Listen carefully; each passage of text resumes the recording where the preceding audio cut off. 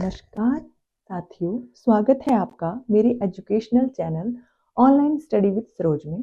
और मैं सरोज आज आपके लिए लेके आई हूँ एक बहुत ही इम्पॉर्टेंट टॉपिक, जिसमें से बहुत सारे क्वेश्चन जो हैं वो मैक्सिमम एग्जाम्स में पूछे जाते हैं। और आपको पता है कि यूजीसी नेट का एग्जाम आ रहा है, तो उसमें भी ये जो टॉपिक मैं आज आपके लिए लेके आई हूँ ये बहुत हेल्पफुल रहने वाला है। ये पेपर नंबर 1 जो यूनिट 1 है उसमें बहुत ज़्यादा हेल्पफुल रहने वाला टॉपिक है। तो बिना टाइम गवाए शुरू करते हैं हम आज की वीडियो। और आज के टॉपिक का नाम है ब्लूम टैक्सोनॉमी, यानी ब्लूम का वर्गीकरण। ये तो आपने सुना ही होगा कि ब्लूम के द्वारा जो टैक्सोनॉमी दी गई है उसमें 3 प्रकार के डोमेन्स जो हैं वो ब्लूम के द्वारा दिए गए हैं। तो सबसे पहले हमें ये पता होना चाहिए कि ब्लूम का पूरा नाम क्या है, क्योंकि कई बार एग्जामिनर जो है वो ये क्वेश्चन भी पूछ सकता है। तो ब्लूम जो थे इनका पूरा नाम था बेंजामिन ब्लूम। पूरा नाम क्या था? Benjamin Bloom. और इनके द्वारा इनकी जो बुक है उसमें टैक्सोनॉमी ऑफ एजुकेशन ऑब्जेक्टिव्स यानी शैक्षिक उद्देश्यों का वर्गीकरण जो है वो इनके द्वारा किया गया है।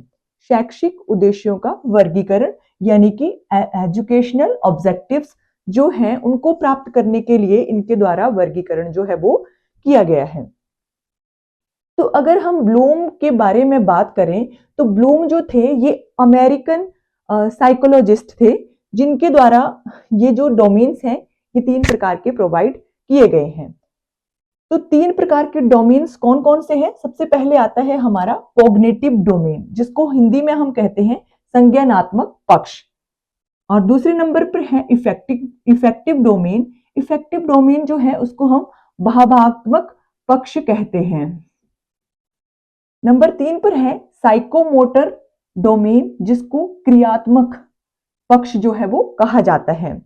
तो पहले हम बात करते हैं संज्ञानात्मक पक्ष की। इसमें जो है जो संज्ञानात्मक पक्ष जो है वो ब्लूम के द्वारा दिया गया है। इसमें मेंटल एबिलिटीज की बात जो है वो ब्लूम के द्वारा की जाती है, यानी कि इसमें हेड की बात की जाती है। ट्रिपल एच का भी हम पढ़ेंगे कि ट्रिपल एच जो है वो ब्लूम का, अगर हम पढ़ते हैं कि ब्लूम के द्वारा ट्रिपल एच का सिद्धांत दिया गया है तो वो ट्रिपल एच यहीं से हमारे क्लियर हो जाएंगे। तो सबसे पहले है कॉग्निटिव डोमेन, जिसको हम कहते हैं संज्ञानात्मक पक्ष। इसमें मेंटल एबिलिटीज मतलब जितने भी विचार सोचने वाली जो क्षमताएं हैं, ये चीजें हैं जिनमें दिमाग लगाना पड़ता है, वो सभी चीजें किसमें आएंगी? संज्ञानात्मक पक्ष में। जो ब्लूम थे उनके द्वारा ये पहला कॉग्निटिव डोमेन जो है वो दिया गया था। इसमें यानी कि हेड यानी कि दिमाग, जो हमारा दिमाग है उसकी प्रधानता रहती है, यानी कि ये सोच विचार वाली जो चीजें हैं जितनी भी वो कॉग्निटिव डोमेन में आएंगी। तो अगर हम कॉग्निटिव डोमेन की बात करें तो इसको, ये जो डोमेन है ये ब्लूम के द्वारा 1956 में दिया गया था, और इसको जो संशोधित किया गया था दूसरी बार 2001 में, ये किया गया था एंडरसन और कैथरवोल के द्वारा। एंडरसन और कैथरवोल के द्वारा इसको संशोधित रूप में दूसरी बार 2001 में लाया गया था।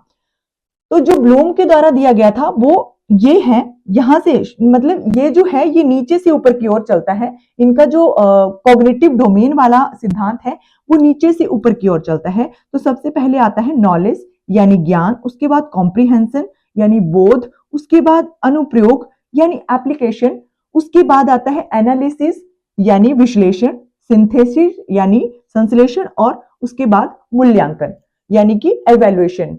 तो जो दूसरी बार संशोधित रूप में लाया गया था उसमें सबसे पहले है रिमेंबर, उसके बाद अंडरस्टैंडिंग, अप्लाई, एनालिसिस, और उसके बाद इवैल्यूएशन और क्रिएशन। जो क्रिएट है ये लास्ट में दूसरी बार संशोधित रूप में जो एंडरसन थे और कैथरवोल थे उनके द्वारा इसको सबसे ऊपर रखा गया था। तो ये जो थ्योरी है आपने याद रखना है, ये नीचे से यानी कि डाउन टू अप की तरफ चलती है। ये थ्योरी जो है ये ब्लूम के द्वारा दी गई है, ये डाउन टू अप की तरफ चलती है।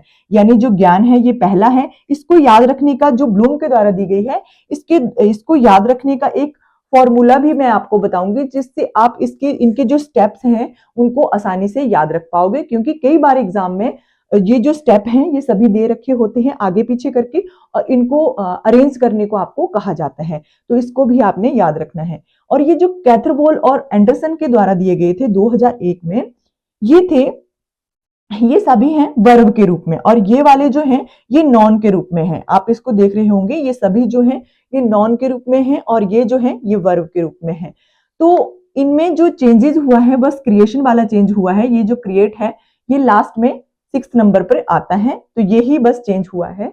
इवेल्युएशन जो है उसको सेकंड लास्ट में रखा गया है, उसको क्रिएशन को लास्ट में जोड़ दिया गया है। तो इनमें जो ये है 3 नीचे के, इनको बोला जाता है LOTS और इसको HOTS, यानी ये हैं लो ऑब्जेक्टिव थिंकिंग स्किल्स और ये हैं हाई ऑब्जेक्टिव थिंकिंग स्किल्स। इनको आप लिख भी सकते हो कि कौन से लो लेवल में आएंगे और कौन से हाई लेवल में आएंगे। तो इनकी अगर हम बात करें तो इनको याद रखने का सबसे आसान सा फॉर्मूला है RUA² और उसके बाद EC। इसको आप ऐसे याद रख सकते हो, RUA² यानी A जो है वो दूसरी बार, अप्लाई और एनालिज, और उसके बाद E और C। इसको आप इस तरीके से याद रख सकते हो, जिससे आपको इसको याद करने में बहुत ही आसानी रहेगी। नेक्स्ट अगर हम बात करें अब इफेक्टिव डोमेन की, तो जो इफेक्टिव डोमेन है इसमें आता है भावात्मक पक्ष।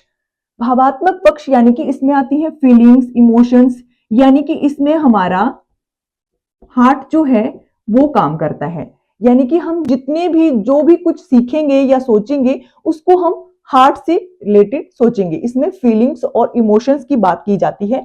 इसको ब्लूम और कैथरवॉल के द्वारा 1964 में दिया गया था। कई बार क्वेश्चन जो है वो पूछ लिया जा सकता है कि इफेक्टिव डोमेन जो है उसको ब्लूम के द्वारा कब दिया गया था, तो इसमें हम ब्लूम के साथ कैथरवॉल का नाम भी जोड़ लेंगे। इसको दिया गया था 1964 में। तो इसकी अगर हम बात करें तो ये भी डाउन टू अप की तरफ चलता है। तो इसमें 5 जो हैं वो वर्गीकरण किए गए हैं। ये जो इफेक्टिव डोमेन है इसके 5 प्रकार के वर्गीकरण किए गए हैं। तो सबसे पहले आता है हमारा रिसीविंग।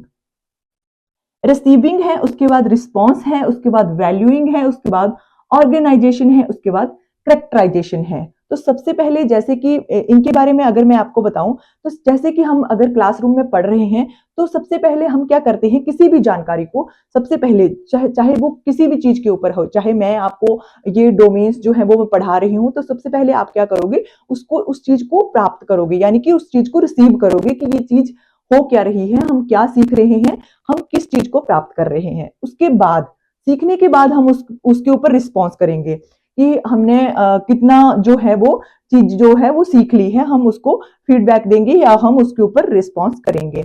उसके बाद आती है वैल्यूइंग, यानी कि मूल्य निर्धारण। अगर हमने उस चीज को सीख लिया है, हम उसकी जो वैल्यूइंग है, मतलब उसको हम अपने साथ अपने जो वैल्यू उसके है उसको हम करना सीख जाएंगे, उस चीज का हम मूल्य निर्धारण करना सीख जाएंगे। उसके बाद ऑर्गेनाइजेशन की बात आती है, यानी कि संगठन।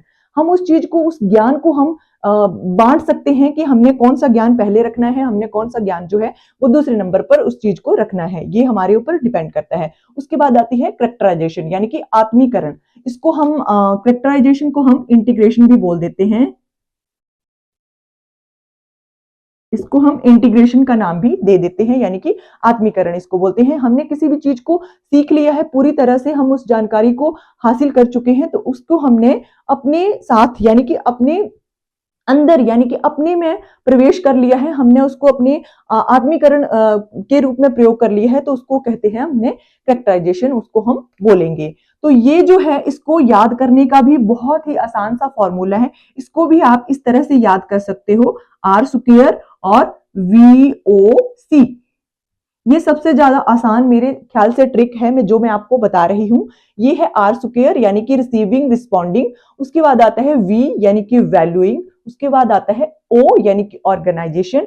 उसके बाद आता है C यानी कि करेक्टराइजेशन। तो ये सबसे ज्यादा आसान सा तरीका है आपको एग्जाम में याद करने का। आपने ये फॉर्मूला याद कर लेना है, R² VOC इसके साथ आप इसको जो है इनके जो स्टेप्स हैं उनको अच्छे से याद रख सकते हो। नेक्स्ट, अब अगर हम बात करें साइकोमोटर स्किल की, साइकोमोटर डोमेन जो है ये क्या करता है, फिजिकल स्किल्स की इसमें बात की जाती है। यानी कि हमने जो शारीरिक क्रियाएं जो सीख रखी हैं, जो हमारे पास शारीरिक कौशल है, उनकी इस डोमेन में बात की जाती है। इस डोमेन को डेव के द्वारा 1970 में प्रोवाइड किया गया था। इसमें अनीता हैरो और सिम्पसन के नाम भी आते हैं। अनीता हैरो के द्वारा जो है इसमें 6 प्रकार के वर्गीकरण इसके किए गए थे, और जो सिम्पसन थे उनके द्वारा 7 प्रकार के वर्गीकरण किए गए थे, और अनीता हैरो और सिम्पसन के द्वारा 1972 में इसका जो है वो वर्गीकरण जो है वो किया गया था। साइकोमोटर की अगर हम बात करें तो इसमें की जाती है हैंड की बात।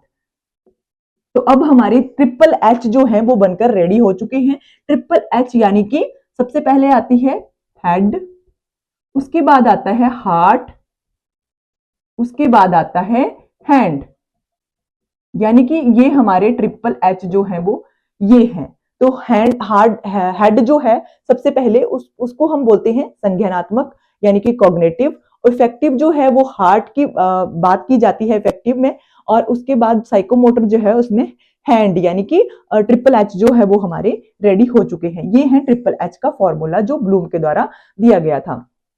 तो अब हम बात कर रहे हैं डेव की। डेव के द्वारा जो 1960 में ये जो दिए गए हैं वर्गीकरण साइकोमोटर स्किल के, इनको सबसे ज्यादा इंपॉर्टेंट माना जाता है। अनीता हैरो और सिम्पसन के द्वारा भी इसी तरह से वर्गीकरण किए गए हैं।